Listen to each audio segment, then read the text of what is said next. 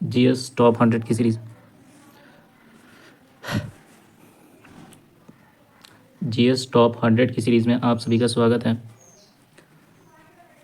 आज हमारा 100 out of 100 questions complete हो जाएंगे और ये सीरीज़ यहीं पे ख़त्म कर दी जाएगी। यदि आपको इसको एक्सटेंड करना है तो कमेंट में बताना, तो एक्सटेंड किया जाएगा, अदरवाइज़ यहाँ पे ये सीरीज़ को ख़त्म कर दिया जाएगा।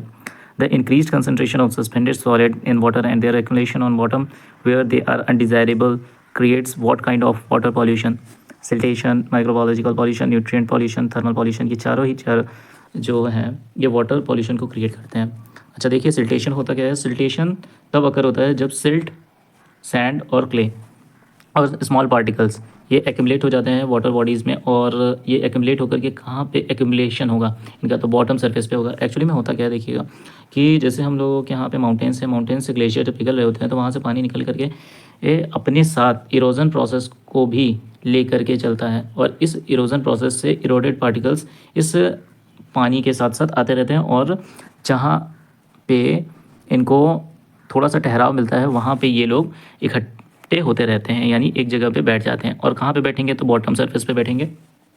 तो जो अपर पार्ट होगा वहाँ पे आपको कोर्स ग्रेन यानी बड़े बड़े पार्टिकल्स मिलते हैं, जैसे कि सिल्ट। फिर धीरे धीरे उसके बाद और बारीक हो जाएंगे तो सैंड हो जाएगा, यानी देखो लार्ज, फिर कोर्स, फिर उसके बाद एकदम महीन पार्टिकल जिसे हम लोग क्ले कहते हैं, ठीक है। और ये एक्यूमुलेट होते हैं बॉटम सरफेस पे, और इसका प्रभाव क्या होता है? तो ये निगेटिव इम्पैक्ट डालते हैं एक्वेटिक इकोसिस्टम पे। एक्वेटिक इकोसिस्टम पे ये जो है एक निगेटिव प्रभाव डालते हैं। ये क्या करते हैं? लाइट को रिड्यूस कर देते हैं, लाइट अमाउंट को रिड्यूस कर देते हैं, लाइट के अमाउंट को क्या कर देते हैं? रिड्यूस कर देते हैं, रिड्यूस कर देते हैं। और इससे फोटोसिंथेसिस प्रोसेस, जो एक्वेटिक प्लांट्स होते हैं वो फोटोसिंथेसिस प्रोसेस नहीं कर पाते हैं। फोटोसिंथेसिस प्रोसेस जो होता है वो नहीं हो पाता है, और ये फिश गिल्स को क्लॉग कर देते हैं, फिश गिल्स को क्लॉग कर देते हैं। और नेचुरल हैबिटेट को भी ये क्या करेंगे? चेंज कर देंगे, अल्टर्ड कर देंगे। कारण क्या है कि भाई एक्वेटिक ऑर्गेनिज्म जो है वो अपने जीवन को बचाने के लिए अपनी जगह को तो छोड़ेंगे ही, जहाँ पे उनको जीवन मिलेगा वहाँ चले जाएंगे। उसके अलावा ये सिल्टेशन होता क्यों है? इसका सबसे बड़ा कारण है सॉइल इरोजन, और दूसरा कारण क्या है?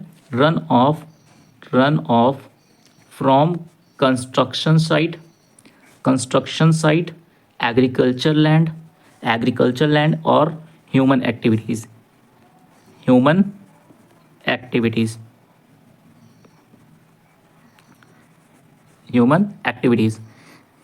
इसीलिए हमारा एनवायरनमेंट धीरे धीरे ख़राब होता जा रहा है, और बहुत ही जल्द हमें इसके दूरगामी परिणाम भी देखने को मिलेंगे। और साथ ही साथ अभी भी कुछ परिणाम तो आपको देखने को मिल ही रहे हैं, जैसे कि अर्थक्वेक है, और उसके अलावा फ्लड है।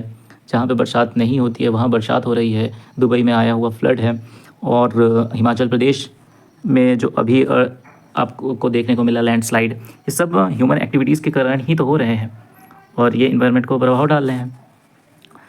माइक्रोबायोलॉजिकल पॉल्यूशन कैसे? कि पानी में जो बैक्टीरिया, वायरस, पैरासाइट, इनका मिल जाना माइक्रोबायोलॉजिकल पॉल्यूशन कहलाता है। इसकी वजह से क्या होता है? वाटर बॉर्न डिसीज़ हो जाती है और हेल्थ रिस्क उत्पन्न हो जाता है। इसके प्रमुख सोर्स क्या हैं? तो सीवेज डिस्चार्ज है, देखो ह्यूमन एक्टिविटीज़ आ गई, agricultural run of human activities, और इम्प्रॉपर वेस्ट डिस्पोजल, ये भी ह्यूमन एक्टिविटीज़ का ही कारण है।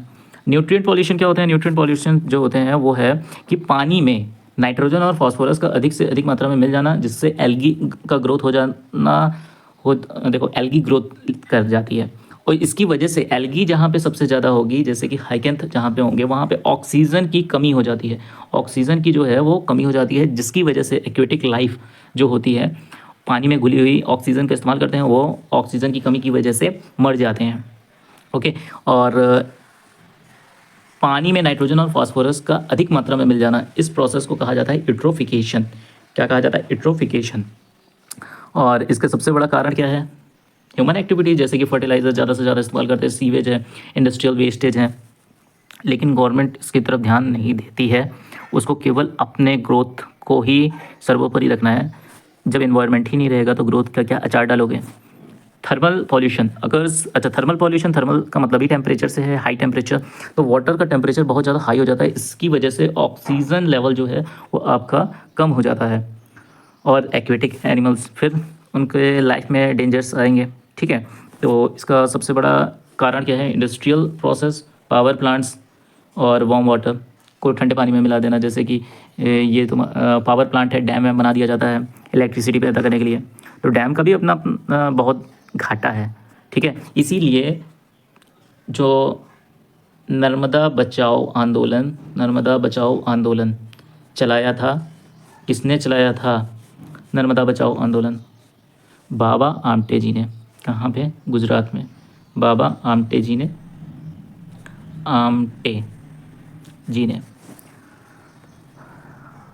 विच लॉ, अच्छा इसमें आंसर अब आपको पता होना चाहिए क्या है भाई। इसने कहा है कि the increase concentration of suspended solid कहाँ पे था? सिल्टेशन पे था, तो ये राइट आंसर हो जाएगा आपका। Question number 2, which law is Willebrord Snell's most important contribution to science? तो ये तो आपको पता होगा, ये कौन सा लॉ है? स्नेल्स का लॉ, यानी लॉ ऑफ रिफ्रैक्शन। यहाँ पे क्या बताया जाता है? Sine i upon sine r जो है एक कांस्टेंट के ऊपर डिपेंड करता है, जिसे हम लोग रिफ्रैक्टिव इंडेक्स यानी एन से डिनोट करते हैं या फिर म्यू से डिनोट करते हैं, रिफ्रैक्टिव इंडेक्स कहते हैं। इसमें क्या होता है? तो जब कोई भी वेव या फिर लाइट एक मीडियम से दूसरे मीडियम में जाती है तो वो अपने रास्ते से भटक जाती है, यानी क्या है? डिफ्लेक्ट हो जाती है अपने पाथ से। इसी प्रोसेस को क्या कहा जाता है? स्नेल्स लॉ, यानी लॉ ऑफ रिफ्रैक्शन। ओके, अब आते हैं लॉ ऑफ इलेक्ट्रोलिसिस। इलेक्ट्रोलिसिस क्या होता है? How electric current causes chemical reaction in a substance when pass through a solution. NaCl, Na+, जब इलेक्ट्रोलिसिस प्रोसेस होता है तो Na+Cl- में कन्वर्ट हो जाता है। ठीक है, और law of viscosity, how viscosity का मतलब क्या है? गाढ़ापन। ठीक है, refers to how the resistance to flow of a fluid change with various factors such as temperature and pressure.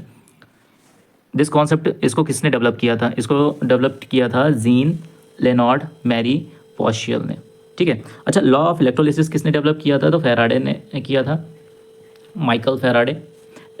ठीक है, इलेक्ट्रोमैग्नेटिक इंडक्शन लॉ भी इन्होंने बताया था। लॉ ऑफ मोशन किसने बताया था? तो ये तो आपका बताया था आइजैक न्यूटन ने, और ये क्लासिकल मैकेनिक्स का तो जन्मदाता है। ठीक है, और ये 17वीं सेंचुरी में बताया गया था। क्वेश्चन नंबर 3, अच्छा ये आंसर तो आपको पता चल गया कि लॉ ऑफ रिफ्लेक्शन होगा। Which of the following was a new agricultural practice introduce during the green revolution? Use of traditional seeds, no. High yield seed आया था, HYV, high yield variety of seeds.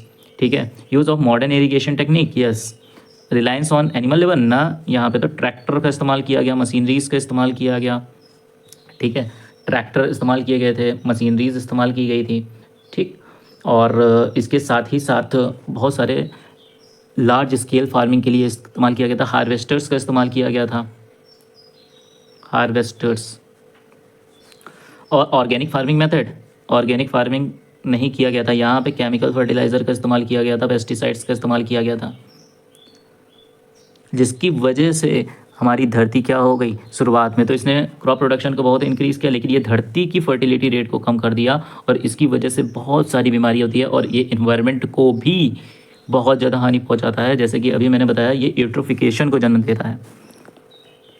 तो इसका सही answer क्या था? Use of modern irrigation technique. Which of the following generally form at the upper part of the river? देखो, meander क्या होता है? meanders are curves और bend in the river that typically form in the middle or lower course of the river. Middle या lower course में मिलेंगे meanders। अच्छा, ये meander जब कट जाते हैं, अपने मेन चैनल को से कट जाते हैं, तो इस तरीके से कुछ एक स्ट्रक्चर बनाते हैं जिसको हम लोग कहते हैं ऑक्सबो लेक। ठीक है, तो सेकेंड ऑप्शन जो है वो है आपका ऑक्सबो लेक के ऊपर। और oxbow lakes are crescent shaped like lakes that form when meander is cut off from the main river. ये भी कहाँ मिलेंगे? मिडिल और लोअर कोर्स में मिलेंगे। River is winding and flow slowly, यहाँ पे रिवर क्या होगा? धीरे धीरे बह रहा होगा। Oxbow lake do not form upper part of the river, ये तो आपको पता ही चल गया। एंड अब आते हैं गॉर्ज क्या होता है? Gorge forms in the upper part of the river. यही आपका सही आंसर हो जाएगा कि गॉर्ज क्या है भाई? Where the water is flowing fast due to steeper gradient. मतलब गॉर्ज जो है वो ऊपर, मतलब वही जो मैं बता रहा था कि जब ये एकदम ऊपर वाले पार्ट से, और ऊपर वाले पार्ट यानी पहाड़ों के ऊपर वाले पार्ट से आता है, ऊपर वाले पार्ट से आएगा, और उस जो पहाड़ का स्लोप होगा वो स्टीप स्लोप होगा, यानी खड़ी चढ़ाई जिसे कहा जाता है, इस तरीके से पानी निकल रहा होगा, जैसे कि वाटरफॉल है, इस तरीके का तो गॉर्ज कहाँ पे बनते हैं? Upper part of the river बनते हैं, where the water is flowing first due to steeper gradient and rivers erosion power is strong. अच्छा, जितनी तेज पानी आएगा उतनी ही ज़्यादा तेज इरोजन करेगा, पावर अच्छी होगी। Gorge are deep narrow valley with steep sides formed by the erosion of rocks by a river over a long period. This erosion happens in the upper course because the river has a lot of potential energy and landscape is often steep. ठीक है, आप figure में देख सकते हो इसको search मार करके गूगल में। फ्लड प्लेन क्या होते हैं? ये तो हमेशा प्लेन्स पे ही आते हैं, तो इसका मतलब ये लोअर पार्ट पे होगा। फ्लड जहाँ पे आए, ऐसा प्लेन जहाँ पे फ्लड्स आते हैं उसी को फ्लड प्लेन कहा जाता है normally. Flood plains are wide flat areas of land surrounding a river that are prone to flooding. They form a lower course of river where the river has a much gentle slope, यानी एकदम हल्का सा slope होता है ताकि ये बढ़ते आगे थोड़ा बढ़ते जाएँ। ठीक है, तो आपका सही आंसर क्या हो जाएगा यहाँ पे? Which of the following generally form at the upper part of the river? तो that is gorge, C option आपका सही हो जाएगा। एक्सप्लेनेशन के साथ आपको क्वेश्चन करवाया जा रहा है, तो आपको कैसा लग रहा है ये आप जरूर कमेंट में बताना। The attorney general of the India provides legal advice to. Attorney general of India है कौन? तो वेंकटेश्वरमन। ये आर्टिकल किस में आता है? तो ये आर्टिकल 76 में आता है। और इंडिया अगर कहा गया है तो इंडिया का मतलब हो गया यूनियन गवर्नमेंट को ये सलाह देगा। सुप्रीम कोर्ट में जा करके ये गवर्नमेंट की, इंडियन गवर्नमेंट की वकालत करता है। ठीक है, और इसके अलावा ये जो होता है हाईएस्ट पोस्ट होती है लीगल ऑफिसर की। अटॉर्नी जनरल जो होता है ये highest rank of legal officer होता है। ठीक है, highest rank of legal officer.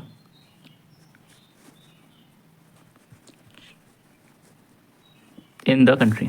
ठीक है, और अगर मैं कहूँ इसके ही इक्विवेलेंट पोजीशन स्टेट लेवल पे किसकी होती है? तो एडवोकेट जनरल की होती है, एडवोकेट जनरल की होती है स्टेट लेवल पे। लेकिन ये कौन होते हैं? स्टेट लेवल पे। ठीक है, what was the predetermined principle announced in the union budget for 2018-19 regarding the minimum support price for the principal crops in India? तो देखो इसका सही आंसर आपका होगा 1.5 times the cost of production. लेकिन यहाँ पे एक चीज़ और आपको समझनी है कि गवर्नमेंट किस मेथड का इस्तेमाल करती है। तो A2 + FL कॉस्ट मेथड का इस्तेमाल करती है गवर्नमेंट किसी भी कॉस्ट ऑफ प्रोडक्शन को कैलकुलेट करने में। ठीक है, अब ये क्या होता है? ये मेथड क्या है?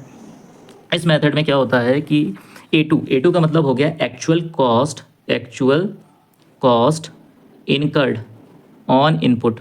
Actual cost incurred on input ये होता है actual cost incurred on input plus imputed cost या फिर imputed cost of family labour का भी कॉस्ट इसमें ऐड किया जाएगा। ठीक है, कि फैमिली में कितने लेबर लगे, यानी फैमिली के लोगों के मेहनताना। ओके, तो ये है A2FL कॉस्ट मेथड। तो इसका सही आंसर पता चल गया 1.5 times the cost of production. In which month does the run उत्सव स्टार्ट एट कच्छ? एक्चुअली में रन ऑफ उत्सव जो है वो ठंडी की शुरुआत के लिए मनाया जाता है, इसलिए नवंबर आपका सही आंसर हो जाएगा। अप्रैल में गर्मी पड़ती है, फरवरी में ठंडी का एंड हो जाता है, मई में बहुत गर्मी पड़ती है, तो इसलिए रन उत्सव क्या है? कच्छ में मनाया जाता है, गुजरात। ठीक है, अब इसमें हम लोग क्या बता सकते हैं? ये 3 मंथ्स का फेस्टिवल होता है और नवंबर से स्टार्ट होकर के फरवरी में ये ख़त्म होता है। यहाँ पे डांस होते हैं, म्यूज़िक्स होते हैं, हैंडीक्राफ्ट्स लगाए जाते हैं। ठीक है, ये टूरिस्ट प्लेस भी है और इस समय जो मौसम होता है वो ट्रैवलर के लिए बहुत अच्छा होता है। रन उत्सव कहाँ पे आयोजित होता है? तो वाइट रन ऑफ कच्छ में आयोजित होता है। यहाँ पे ये नाम क्यों पड़ा है? क्योंकि यहाँ पे सॉल्ट डिज़र्ट है। क्या है? सॉल्ट डिज़र्ट है। ठीक है, अब आगे बढ़ते हैं। तो अगला क्वेश्चन है question number 8। The government of India act 1935 provided for how many list of division of power between the federation, central government and provenance? Provenance का मतलब होता है स्टेट्स। ठीक है, तो फेडरल लिस्ट होती है, फेडरल लिस्ट, प्रोविनेंस लिस्ट और कॉन्करेंट लिस्ट। ये 3 लिस्ट होती हैं, तो 3 लिस्ट आपका सही आंसर हो जाएगा। देखो, फेडरल लिस्ट को सेंट्रल गवर्नमेंट देखती है, और प्रोविनेंस लिस्ट को प्रोविनेंस गवर्नमेंट देखती है यानी स्टेट गवर्नमेंट, और जो कॉन्करेंट लिस्ट होता है वो सेंट्रल गवर्नमेंट और स्टेट गवर्नमेंट दोनों देखते हैं, जैसे कि नेशनल हाईवे NH, ये कॉन्करेंट लिस्ट में है। ओके, अब आते हैं अगले क्वेश्चन पे। In which sport does the time out rule apply? तो इसका सही आंसर आपका क्या हो जाएगा? इसका सही आंसर होगा आपका बैडमिंटन। बैडमिंटन में टाइम आउट रूल इस्तेमाल किया जाता है, और भी बहुत सारे गेम्स है जहाँ पे टाइम आउट इस्तेमाल किया जाता है, but badminton is the suitable answer. Cricket में तो होता नहीं है। अच्छा, टाइम आउट क्यों, क्या क्या मतलब है, क्यों होता है ये? तो where player can face penalty, player को पेनल्टी मिलती है फॉर डिलेइंग इन सर्विंग और taking too long to resume play, यानी जो गेम है उसको ज़्यादा डिले कर दिया है प्लेयर ने, है ना, स्टार्ट करने में देरी कर दी है, तब ये टाइम आउट सीजन लगाया जाता है एज अ पेनल्टी।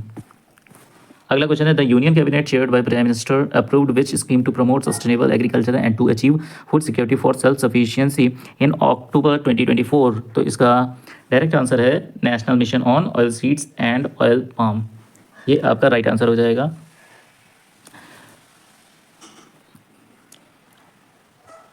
देखो, इसमें फोकस किया गया था प्रोडक्शन ऑफ ऑयल सीड्स के लिए, डोमेस्टिक ऑयल सीड को इंक्रीज़ करने के लिए, ठीक है, ऑयल पाम को एक्सपेंड करके उसका कल्टीवेशन किया जाए, ठीक है, ताकि देश एडिबल ऑयल इंपोर्ट करने में India's dependence on edible oils import reduce, यानी जो इंपोर्ट है, हम लोग बाहर से जो ऑयल एडिबल ऑयल इंपोर्ट करते हैं उसको रिड्यूस किया जाए, यानी हम लोग आत्मनिर्भर बन सकें। इम्प्रूविंग फार्मर इनकम्स, इससे फार्मर की इनकम भी बढ़ेगी, और सेल्फ सफिशिएंसी एडिबल ऑयल के क्षेत्र में हम लोगों की होगी। ओके, अब आ जाइए अगले क्वेश्चन पे। As per census 2011 which of the following northern state, यहाँ पे नॉर्दर्न स्टेट कह दिया है, has the highest literacy rate? Haryana. Haryana की लिटरेसी रेट क्या है? 76.64%। उत्तराखंड की 78.82%। पंजाब की कितनी है? 75.84%। हिमाचल प्रदेश की कितनी है? 82.80%। यहाँ पे सबसे ज़्यादा हाईएस्ट लिटरेसी रेट है। ओके, तो डी ऑप्शन आपका क्या हो जाएगा? सही हो जाएगा, ठीक है। एक्चुअली में क्या है, हरियाणा लिटरेसी रेट इम्प्रूव हुई है पहले से, और जेंडर गैप जो है ये बहुत ज़्यादा कम है हरियाणा का, ये भी ध्यान रखिएगा। जेंडर गैप यहाँ पे, यानी सेक्स रेशियो है जो मेल और फीमेल का, ये कम है, ठीक है।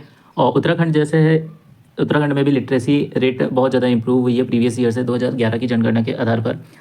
Literacy rate is high but highest among these state. The state has also made notable progress in terms of female literacy. Female literacy में भी ये इम्प्रूव किया है, ठीक है। तो आपका राइट आंसर क्या था? हिमाचल प्रदेश, ठीक। अब आ जाते हैं अगला question. According to Vishnu Purana who was Chandragupta Maurya mother? तो ये तो सब बता देंगे, Mura daughter of a Hunter.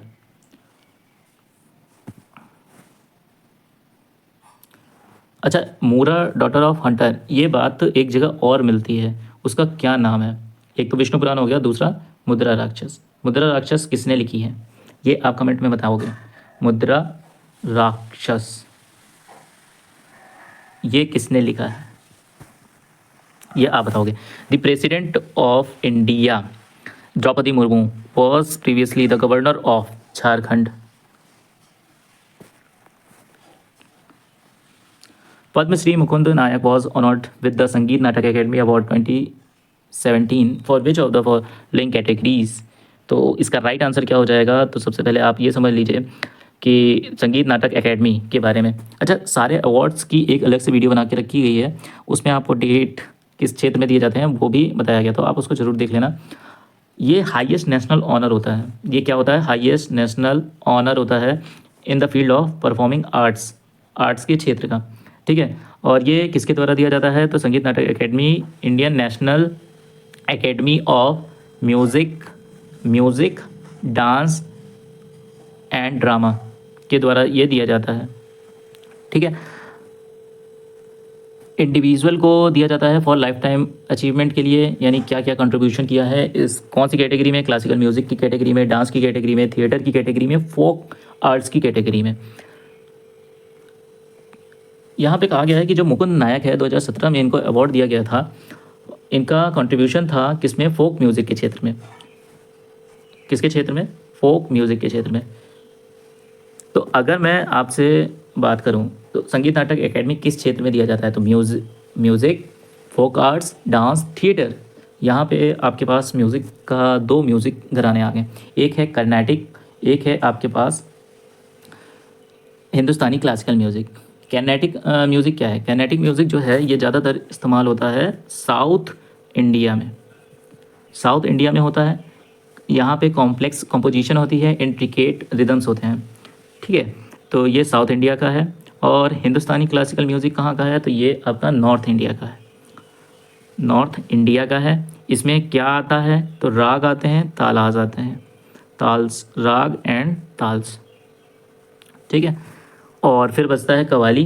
Qawwali जो है वो एक डिवोशनल म्यूज़िक है जो कि सूफी ट्रेडिशनल का है, इंडिया के सब कॉन्टिनेंट पार्ट्स में बहुत ज़्यादा ये फेमस है, ठीक है। तो ये डिवोशनल म्यूज़िक है। अब फोक म्यूज़िक में क्या है, फोक म्यूज़िक जो है वो ट्रेडिशनल म्यूज़िक होती है जो कि ओरली बोली जाती है through generations, generation by generation, and is rooted in the culture and tradition of specific community और रीजन्स। ये मुकुंद नायक जी, पद्मश्री मुकुंद नायक जी किस तरीके के फोक म्यूज़िक के लिए फेमस हैं, तो ये हैं छत्तीसगढ़ी फोक म्यूज़िक के लिए फेमस थे। ये भी आपसे पूछा जा सकता है। When was first 5-year plan launched in India, तो देखो ये तो सबको आता होगा कि ये कब लॉन्च किया गया था, तो 1951 में। कब से कब तक था, तो 1951 से 56 तक था, फिर 56 से सेकेंड 5-year प्लान आ गया। कब तक चला, तो 61 तक चला, फिर 61 से आपका चला कौन सा, 66 वाला, जिसमें पाकिस्तान वार हुआ, साइनो इंडिया वार हुआ और ड्रॉट की सिचुएशंस भी आई थी। बहुत जल्दी ही आपके लिए 5-year प्लान की भी वीडियो आने वाली है। 50 और 47 का तो कोई रोल ही नहीं है इसमें, ठीक है। 56 सेकेंड 5-year प्लान हो गया, तो 51 जो है आपका सही आंसर हो जाएगा। What is the standard width of the field in an international hockey match, तो देखो इंटरनेशनल हॉकी मैच में अगर लेंथ की बात करूँ फील्ड की, तो ये कितनी होती है, 91.4 मीटर या फिर 100 यार्ड, ये क्या है, लेंथ है। और अगर मैं विथ की बात करूँ तो ये होती है 55 मीटर या फिर इसको कह दो 180 फीट। तो अब क्या है ऑप्शन में, 55 मीटर, तो बी ऑप्शन आपका क्या हो जाएगा, सही हो जाएगा। यानी 16 का जो होगा आंसर वो होगा B. Which classical dance form originated in Kuchelapuram village of Krishna district, तो इसका सही आंसर क्या हो जाएगा, देखो इसका सही आंसर आपका जो है, अगर आपने मेरी सारी वीडियोस देखी होंगी इस सीरीज़ की तो आपको पता चल जाएगा कि ये कहाँ का है। तो Kuchipudi, Kuchipudi is the right answer. क्या कितने लोग कह रहे हो, yes Kuchipudi is the right answer. ये Kuchelapuram in the Krishna district of Andhra Pradesh, ठीक है। ये आंध्र प्रदेश के कृष्णा डिस्ट्रिक्ट कुचेलापुरम विलेज में ओरिजिनेट हुआ था, ठीक है। इसमें स्टोरी टेलिंग की जाती है। तो चलो मैं सारी चीज़ें बता देता हूँ आपको, जैसे कि कथकली है। कथकली क्या है, एक क्लासिकल डांस है और ये कहाँ से ओरिजिनेट हुआ है, तो केरला में, केरल में, ठीक है। इसका कैरेक्टरिस्टिक क्या है, elaborate costumes, details facial expression and intricates hand gestures. क्या बताता है, हिंदू इपिक्स लाइक महाभारत और रामायण की स्टोरीज बताई जाती है इसमें डांस के माध्यम से। अगला मोहिनी अट्टम। मोहिनी अट्टम जो है ये भी एक क्लासिकल डांस है, ये भी केरल में ही ओरिजिनेट हुआ है, ये भी केरल का क्लासिकल डांस है और ये एक परफॉर्मेंस होती है बाय वुमेन। किसके द्वारा, बाय वुमेंस के द्वारा होती है। मोहिनी अट्टम कहाँ से आया है, मोहिनी, ये आया है मोहिनी। मोहिनी का मतलब क्या है, इनचैंट्रेस, अवतार ऑफ लॉर्ड विष्णु। इनचैंट्रेस, इनचैंट्रेस यानी मनमोहक अवतार, किसका, लॉर्ड विष्णु जी का, अवतार of Lord Vishnu, Lord Vishnu. और अट्टम क्या है, अट्टम का मतलब होता है डांस, अट्टम का मतलब होता है डांस। तो आपको पता चल गया होगा। It tells stories of divine beauty and love. अब आ जाते हैं अगला कुचिपुड़ी पे। कुचिपुड़ी जो कि कुचेलुपुरम विलेज बता चुका हूँ मैं, कृष्णा डिस्ट्रिक्ट ऑफ आंध्र प्रदेश से स्टार्ट हुआ है। ये किस लिए फेमस है? तो डायनेमिक एंड एक्सप्रेसिव मूवमेंट के लिए फेमस है, combining both dramatic and dance elements. Stories of Indian mythology, ये क्या बताता है? इंडियन माइथोलॉजी के बारे में बता रहा है। ग्रुप में ये डांस किया जाता है। It is performed by man, man के द्वारा ये किया जाता है, लेकिन अब धीरे धीरे वुमेन्स के द्वारा भी ये किया जाने लगा है।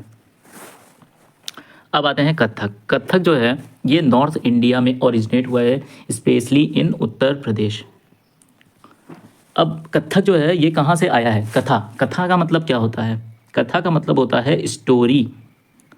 कथा का मतलब होता है स्टोरी। तो स्टोरी टेलिंग की जाती है। क्या? स्टोरी टेलिंग की जाती है।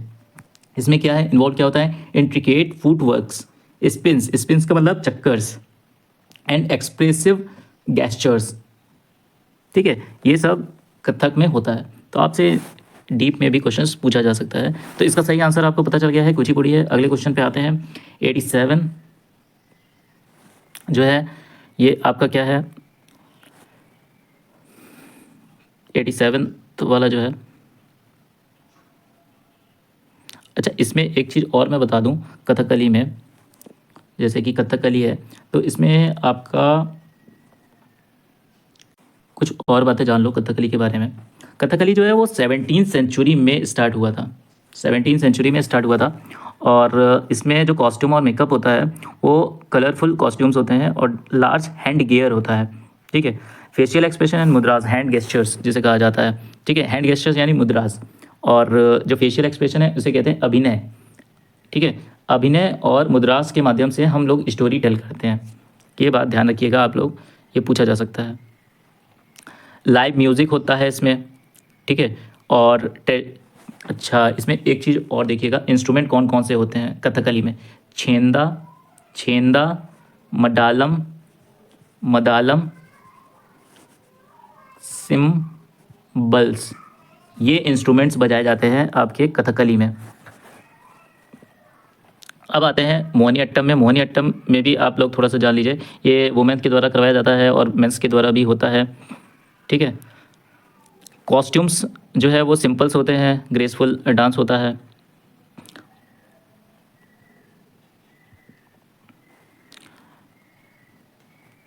देखिए जो आपका कुचिपुड़ी होता है उसमें फुटवर्क्स और मूवमेंट इंपॉर्टेंट होते हैं, और इसमें स्विफ्ट स्पिन्स भी होते हैं, जंप्स भी किए जाते हैं इसके माध्यम से, और रिदम म्यूज़िक के माध्यम से पूरी स्टोरी को टेल किया जाता है।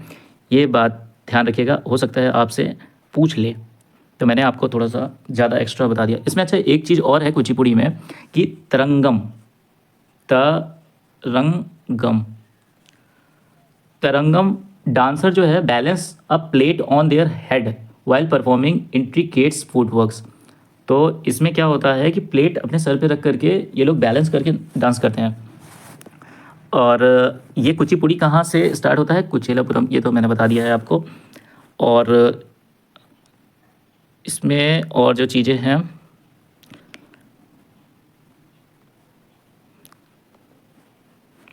चलिए अब अगले क्वेश्चन पे आते हैं। बहुत मैंने डिटेल में आपको बता दिया है, इससे बाहर तो क्वेश्चन नहीं पूछना चाहिए। 87-year-old Ramlal Bareth, the only surviving Kathak dancer of Raigarh court, was awarded with which of the following awards in 2024? तो पद्म विभूषण, साहित्य अकेडमी अवार्ड, पद्मश्री, पद्म भूषण। तो इसका राइट आंसर आपका क्या हो जाएगा? Padmashri. The quit India resolution was pass during which session of the Indian National Congress? Calcutta session, Bombay session, Karachi session, Lahore session. चलिए आइए इसके बारे में भी जान लीजिए। कलकत्ता सीजन यानी 1906। कलकत्ता सीज़न में क्या हुआ? ये आईएनसी के द्वारा कलकत्ता सीज़न रखा गया 1906 में, और ये बहुत ज़्यादा महत्वपूर्ण रहा। इंडियन नेशनल कांग्रेस ने सेल्फ गवर्नमेंट की डिमांड रखी, which was precursor to the demand for complete independence. इसका मतलब क्या हुआ? बाद में ये क्या बन गया? कंप्लीट इंडिपेंडेंस का एक जरिया बन गया, ये बात कही गई थी। अब की रेजोल्यूशंस क्या हैं? During this season was the moderate extremist split in the INC. extremists led by Bal Gangadhar Tilak were pushing for more radial approach to achieve self rule, whereas moderate favors gradual reforms. तो यहाँ पे भी INC जो है दो भागों में बढ़ जाती है। एक का जो एक्सट्रीमिस्ट थे उनमें उनको लेड कर रहे थे बाल गंगाधर तिलक जी, रेडियल अप्रोच रख रहे थे सेल्फ रूल करने के लिए, और मॉडरेट फेवर वाले जो थे वो ग्रेजुअल रिफॉर्म्स चाह रहे थे। अच्छा, बॉम्बे सीज़न 1942 में हुआ। बॉम्बे सीज़न कब हुआ? 1942 में हुआ, और ये भी एक क्रिटिकल सीज़न था। और इट वाज हेड, अब इस समय क्यों ये हुआ क्रिटिकल था? तो इस समय वर्ल्ड वॉर 2 चल रहा था, और इसकी अध्यक्षता किसने करी थी? तो महात्मा गांधी जी ने करी थी। और ये क्या हुआ, यहाँ पे क्विट इंडिया रेवोल्यूशन पास किया गया इस सीज़न में, और ये डेट क्या था? 8 अगस्त 1942। याद रखिएगा इस दिन कौन सा रेजोल्यूशन पास हुआ? क्विट इंडिया मूवमेंट, भारत छोड़ो आंदोलन, India movement, quit India movement 8 अगस्त 1942। अच्छा, इसका मतलब क्या है? यहाँ पे गांधी जी ने एक फेमस स्लोगन दिया था, डू और डाई, करो या मरो, Indian to engage in a massive non violent movement to demand independence. Impact क्या हुआ? ये एक हिस्ट्री बन गया और marks the launch of the quit India movement which saw wide spread protest across India. British responded by arresting the leaders of the NC, include Gandhi ji को arrest कर लिया, सबको अरेस्ट कर लिया, जो जो मेन थे उनको अरेस्ट कर लिया गया था। तो आपका सही आंसर क्या हो जाएगा? Quit India resolution was passed in which season? तो बॉम्बे सीजन 1942, 8 अगस्त 1942, 1942 है ना। तो अगर मैंने गलती से 1842 बोल दिया हो तो ये वो 1942 होगा। कराची सीज़न, कराची सीज़न 1931 में हुआ, कराची सीज़न 1931 में हुआ। और इसमें क्या कहानी हुई देखिएगा, यहाँ पे गांधी इरविन पैक्ट साइन हुआ, गांधी इरविन पैक्ट साइन किया गया था, और which led to the suspension of civil disobedience movement. Civil disobedience movement जो हुआ था, यानी असहयोग आंदोलन, को सस्पेंड कर दिया गया। कराची सीज़न में आईएनसी ने पास किया एक रेजोल्यूशन ऑन फंडामेंटल राइट्स और इकोनॉमिक पॉलिसी के ऊपर। इसको कहा जाता है सिविल लिबर्टी, इसको क्या कहा जाता है? Civil liberties. The right to form association, देखो यहाँ पे ये मांग रखी गई कि राइट टू फॉर्म एसोसिएशन बनाने की आज़ादी, फ्रीडम ऑफ एक्सप्रेशन यानी बोलने की आज़ादी, एंड अदर बेसिक राइट्स की मांग रखी गई थी इसके माध्यम से। This resolution led the foundation of the constitution of India. यही आपको कॉन्स्टिट्यूशन ऑफ इंडिया में भी देखने को मिलता है। अब अगला आता है लाहौर सीज़न। लाहौर सीज़न हुआ 1929 में, 1929 में हुआ। और लाहौर सीज़न को प्रिसाइड कौन किया था, यानी प्रेसिडेंट कौन थे? जवाहरलाल नेहरू जी थे। और इस सीज़न में पूर्ण स्वराज रेजोल्यूशन हुआ, यानी कंप्लीट इंडिपेंडेंस की मांग हुई। पूर्ण स्वराज यानी कंप्लीट इंडिपेंडेंस को अडॉप्ट किया गया, कॉल किया गया full independence from British rule. It marks a shift from the demand for self government की जो मांग की गई थी उससे शिफ्ट हुआ है ना, विच वॉज अर्लियर गोल है ना, to complete independence. Lahore session also saw the Jallianwala Bagh massacres being condemned. अच्छा देखो, लाहौर सीज़न में एक कांड हुआ, जलियांवाला बाग मैस्करी को भी कंडेम्ड किया गया, और help to energize the civil disobedience movement that followed in the early 1930s में। तो आपका सही आंसर तो हो गया बॉम्बे सीज़न 1942। आज का आखिरी सवाल और इस सीज़न का आखिरी सवाल है, according to census 2011 in which state is the difference in the male and female literacy rates the highest? Rajasthan, Bihar, Jharkhand, Madhya Pradesh. आपके हिसाब से कहाँ पे होना चाहिए? आपके हिसाब से कहाँ पे होना चाहिए? तो आशा करता हूँ आपने बताया होगा। लिटरेसी रेट अगर मैं बात करूँ इंडिया की ओवरऑल, तो ये 74.04% है 2011 की जनगणना के अनुसार, और सभी स्टेट की वैरी कर रही है। और मेल और फीमेल लिटरेसी रेट में मेल जो है वो फीमेल से ज़्यादा है, बिहार जैसे है। बिहार की अगर मैं बात करूँ तो बिहार में, अगर मैं बिहार की बात करता हूँ तो बिहार में अगर मेल की बात करूँ तो इनकी लिटरेसी रेट है 71.2%, और फीमेल की बात करूँ तो ये फीमेल की बात की जाए तो ये है 51.5%। और लिटरेसी गैप कितनी है? तो 19.7% लिटरेसी गैप है मेल और फीमेल के बीच में, जो कि हाईएस्ट है, वन ऑफ द हाईएस्ट है। ठीक है, अगर राजस्थान की मैं बात करूं तो राजस्थान में अगर बात की जाए तो राजस्थान में जो मेल है वो 80.5% है, तो फीमेल जो है यहाँ पे मात्र 52.7% है। तो इनके बीच में गैप कितना हुआ, तो 27.8% का हो गया। ओके, और अगर मैं झारखंड की बात करूँ तो झारखंड में जो मेल और फीमेल लिटरेसी रेट है,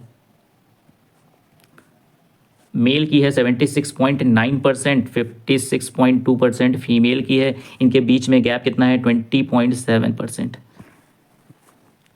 अगर मैं मध्य प्रदेश की बात करूं, एमपी, यहाँ पे मेल और फीमेल, मेल की अगर बात की जाए तो मेल जो है वो 80.5% पढ़े लिखे हैं, तो 60% जो है अनपढ़ है, और इनके बीच का जो डिफरेंस है वो 20.5% का है। अर्थात अगर हम देखें तो सबसे ज़्यादा गैप कहाँ पे मिला है हम लोगों को, राजस्थान में। कहाँ पे मिला है, राजस्थान में। और राजस्थान आपका क्या हो जाएगा, सही उत्तर हो जाएगा, राजस्थान इज द